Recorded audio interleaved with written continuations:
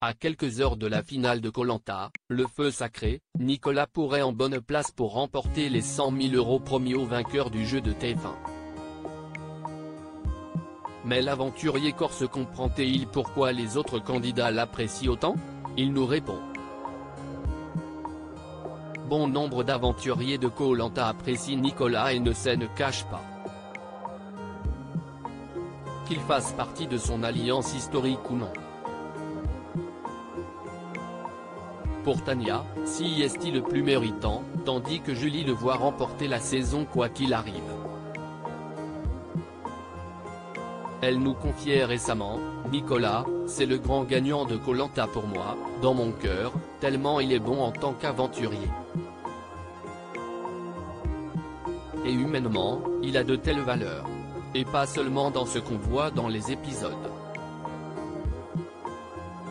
Je l'aime beaucoup. Gilles, quant à lui, était son allié le plus proche, il lui a offert de partager le plus beau des conforts lors de l'épreuve du tir à l'arc, diffusée le 2 mai dernier, et lui a logiquement offert son vote noir à son élimination. Mais Nicolas a-t-il lui-même une idée de ce qui ferait de lui le gagnant de cette édition? Question difficile.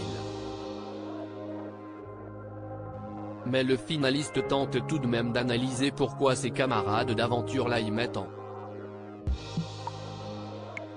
Nicolas pourrait-il gagner Koh Lanta, le feu sacré? Je ne transpire pas le stratège Machiavel, c'est dur, mais je vais y répondre. J'ai eu beaucoup de retours positifs, pendant et après le tournage, c'est vrai. Mon interprétation c'est que je suis actif sur le camp, je ne me pose pas de questions sur qui fait quoi, je ne me demande pas si j'en fais plus que les autres. Je suis un hyperactif dans la vie, donc je pense que ce qui a plu, c'est que je rapportais du poisson, je m'occupais du feu. J'étais très actif, comme d'autres, Frédéric notamment. Je ramassais du bois, des noix de coco si je pouvais.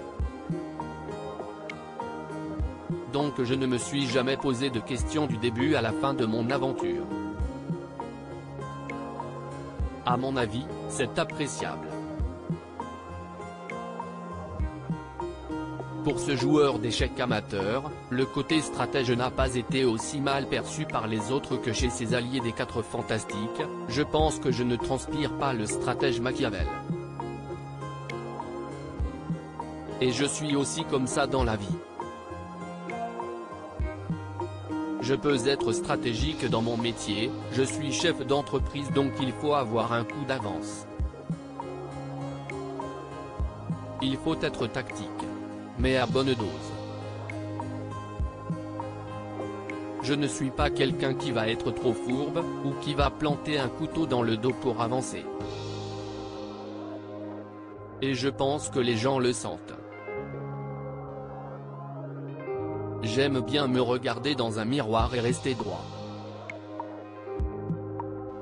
On peut jouer, on peut être filou, mais on n'est pas obligé de trahir et de mentir de manière malsaine.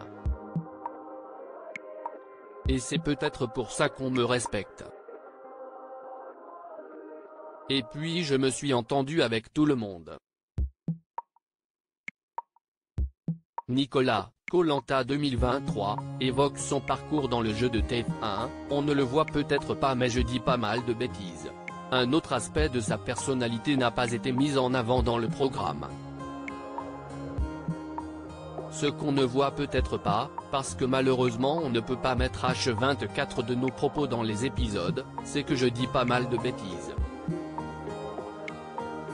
J'ai fait beaucoup de dérision tout au long de l'aventure. Je suis quelqu'un qui fait souvent le clown. Quand on lit le message dans les bouteilles à la mer et qu'on doit deviner l'énigme, je pouvais faire de l'humour dessus. Quand c'était quelque chose qui faisait référence à une épreuve statique, je disais qu'il s'agissait sûrement d'un parcours d'obstacles. J'allais à contresens. Et tout au long de l'aventure, j'ai fait pas mal de boutades, de carabistouilles qui donnaient un côté plus sympa au personnage.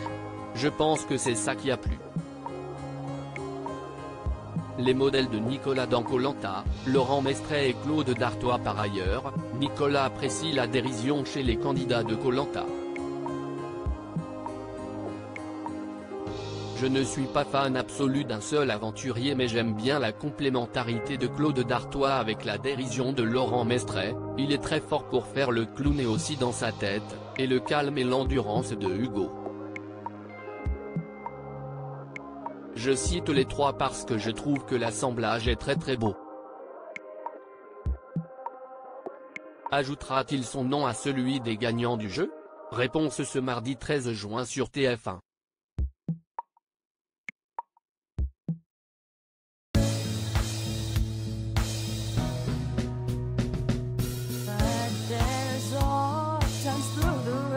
I think you can let me know. Sit down, sit back, let me help you out.